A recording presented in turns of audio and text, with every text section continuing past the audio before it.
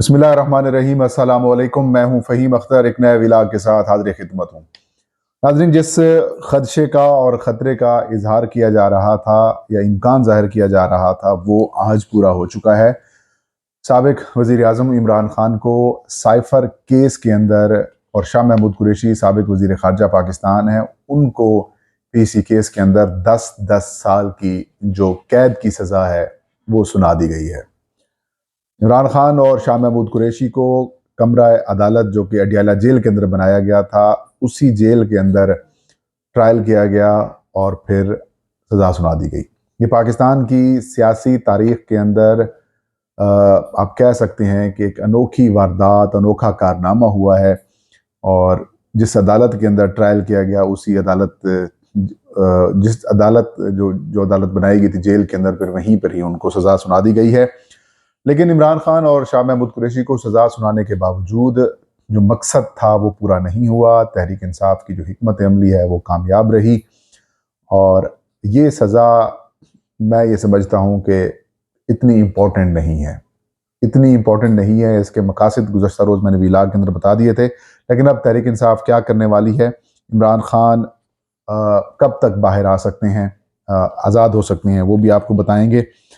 और एक और भी परेशानी इमरान खान और बिलखसूस खान साहब के लिए बड़ी यकीनी तौर पर परेशान कौन चीज़ होगी, वो आपको बताएंगे। और ये सब कुछ मरीम नवाज़ और नवाज शरीफ की तस्कीन के लिए किया जा रहा है, वो भी आपके साथ शेयर करेंगे।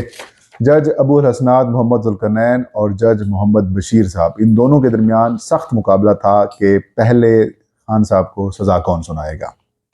और इस मामले में जज अबुल हसनात मोहम्मद जुल्करनैन साहब जो हैं वो कामयाब हो गए हैं और उन्होंने इमरान खान को और शाह महमूद कुरैशी को साइफर ट्रायल केस के अंदर 10-10 साल कैद की जो सज़ा है वो सुनाने का हुक्म दे दिया है।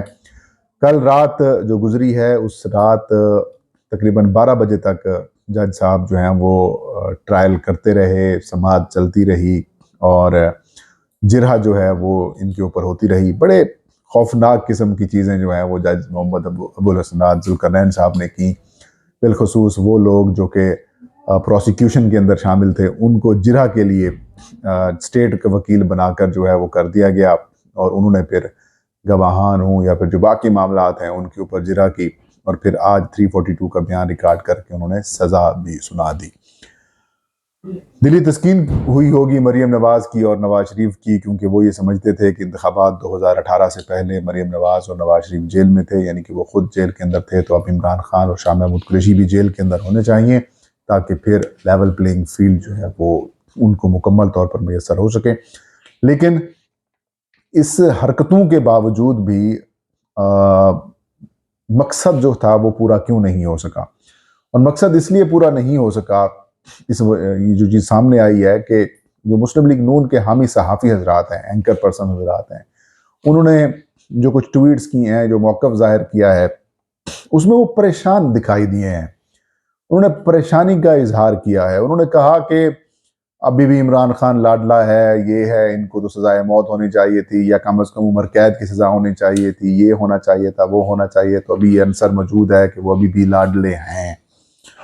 तो सीधी सी बात है, जब केस के अंदर कुछ नहीं होगा तो सज़ा भी कम ही होगी। जब केस ही नहीं बनता, जब सुप्रीम कोर्ट ऑफ पाकिस्तान इस मामले को उड़ा के रख चुकी है, उसके बाद 2 दफ़ा हाई कोर्ट्स ने इस मामले को जो है वो ख़त्म किया है, कलअदम करार दी प्रोसीडिंग्स वगैरह, उसके बाद भी जब अखलाकी तौर पर कुछ ना हो तो फिर परेशानी तो बनती है।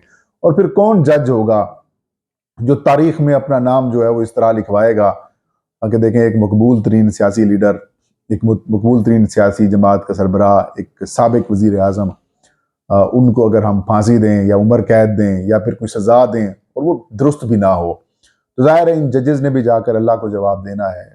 ज़ाहिर है ये अल्लाह की सुन्नत के ऊपर, अल्लाह ने अपनी जो सुन्नत है या फिर जो अपना काम है जज़ा और सज़ा का, जो अल्लाह का हक है, इख्तियार है, वो इनको सौंपा है दुनिया में जाके लोगों के दरमियान तुम लोग इंसाफ करो। तो इन्होंने भी तो ज़ाहिर है इनकी सबसे ज़्यादा पकड़ होनी है अल्लाह की नज़र में, तो इनको भी खौफ ज़ाहिर है होगा। तो जानबूझकर शायद ये किया गया है कि ऐसी कमज़ोरियाँ डाल दी जाएँ, ऐसे ट्रायल के अंदर सुकून पैदा कर दिए जाएँ ताकि इनको फिर बाद में जाकर रिलीफ भी मिल सके। ज़ाहिर है केस के अंदर तो कुछ नहीं था, तो उन्होंने कहा कि मेरिट्स के ऊपर जाने के से पहले ही जो इसके दीगर टेक्निकल ग्राउंड्स हैं उनके ऊपर इनको रिलीफ मिल जाए, और यही इस केस के अंदर भी होगा। फौरी तौर के ऊपर तो खैर नहीं होगा। अगर कुछ लोग ये समझ रहे हैं कि 2-4 दिन के बाद खान साहब जो हैं वो इनको रिलीफ मिल जाएगा, तो ऐसा नहीं है। ऐसा महसूस होता है कि 8 फरवरी के बाद ही शायद ये मामला टेकअप हो और ये सारे मामलात हों। तो अभी साइफर केस के अंदर गया बहुत सारी संगीन गलतियां की गई, जैसे जिरा का हक ख़त्म कर दिया गया, फिर जिरा के अलावा उन लोगों से जिरा कराई गई जो कि प्रोसिक्यूशन की टीम के अंदर शामिल थे। फिर पीटीआई के और इमरान खान साहब के वकला और शाह महमूद कुरैशी साहब के वकला कोशिश करते रहे कि जिरा का हक हमें दिया जाए। वो इसको लंबा भी कर सकते थे, लेकिन ऐसा नहीं किया गया। तो ये जो ग्राउंड्स हैं, ये यकीनन क्वेश्चंस उठेंगे हाई कोर्ट्स में, नहीं तो फिर सुप्रीम कोर्ट के अंदर तो क्वेश्चंस उठेंगे ही। लेकिन अल्टीमेटली नाजरीन, ये जो भी हरकत की गई थी, इसका वाहिद मकसद, या भी जो फैसला कराया गया साइफर ट्रायल वाला, इसका वाहिद मकसद सिर्फ ये था कि तहरीक इंसाफ के वोटर्स को या इश्तियाल दिलाया जाए, या उनको इतना गुस्सा करा दिया जाए कि वो एक बार फिर सड़कों के ऊपर आएँ, एहतजाज शुरू कर दें, अपनी परेशानी का इजहार शुरू कर दें, तोड़ फोड़ करें, और फिर इनके खिलाफ जो है वो कार्रवाई की जाए। और फिर 9 मई के वाक़यात के बाद ये दोबारा वाक़यात की आड़ में या तो फिर इलेक्शंस मुलतवी हो जाएं, या फिर तहरीक इंसाफ के ऊपर पाबंदी लगा दी जाए, और फिर वो बयानिया मजबूत बना दिया जाए कि ये जमात जो है वो पाकिस्तान मुखालिफ है। लेकिन तहरीक इंसाफ और बिलखसूस इमरान खान साहब ने जो है वो बड़ी हिकमत अमली और बड़ी मुदब्बिराना किस्म की उन्होंने अप्रोच इख्तियार की। उन्होंने ट्वीट कराया, अपने अकाउंट से अपना पैगाम लोगों तक पहुँचाया, बारहा अपने वकला के ज़रिए ये बात पहुँचाई कि आपने इश्तियाल में नहीं आना, आपने किसी सूरत मुश्तइल नहीं होना, आपने बाहर एहतजाज हरगिज़ नहीं करना, आपने अपना फोकस 8 फरवरी के ऊपर रखना है, आपने बड़ी तादाद में जाकर आपने वोट डालना है, और यही जो वोट है वो आपके जो लोग, जो साथी जो इस वक्त कैद हैं, जेलों के अंदर मौजूद हैं, उनकी रिहाई की वजह बनेगा। तो ये पीटीआई की एक हिकमत अमली थी कि उनको पता था कि ये डिट्रैक्ट करेंगे, ये डिट्रैक्ट करना चाहते हैं कि लोग अपनी कैंपेन से पीछे हट जाएं और एहतजाज शुरू कर दें, ये रोले शुरू कर दें। तो तहरीक इंसाफ ने इस ट्रैप में अंदर आने से वो बच गए, और उन्होंने वो जो हिकमत अमली, वो जो प्लानिंग है, उसको बड़े बुरे तरीके से नाकाम बना दिया। और यही वजह है कि घबराहट और परेशानी की हालत चेक करें कि जावेद लतीफ़ साहब कह रहे हैं कि वो अभी भी लाडले हैं। इमरान खान साहब को जब सज़ा हुई तो इमरान खान साहब ने, उनके वकला के मुताबिक, वो इमरान खान हंसे और उन्होंने कहा ये सारा फिक्स मैच था, लेकिन उन्होंने कहा कि जो भी ये जुल्म हो रहा है इसका जवाब आप लोगों ने 8 फरवरी को वोट डालकर देना है। अब तहरीक इंसाफ क्या करेगी नाज़रीन? तहरीक इंसाफ इन तमाम तर गलतियों को, ये उसे कहते हैं ना कि कुदरत भी मौके फराहम कर देती है। कुदरत ने पीटीआई और इमरान खान साहब को ये मौका फराहम कर दिया है कि वो इस केस को भी, इस तरीके से जज हुमायूं दिलावर साहब ने फैसला दिया और उसकी सज़ा खान साहब की जो है वो, उसके ऊपर उनकी ज़मानत भी हुई। तो इस केस के अंदर भी जो है पीटीआई को, खान साहब को मौका मिलेगा।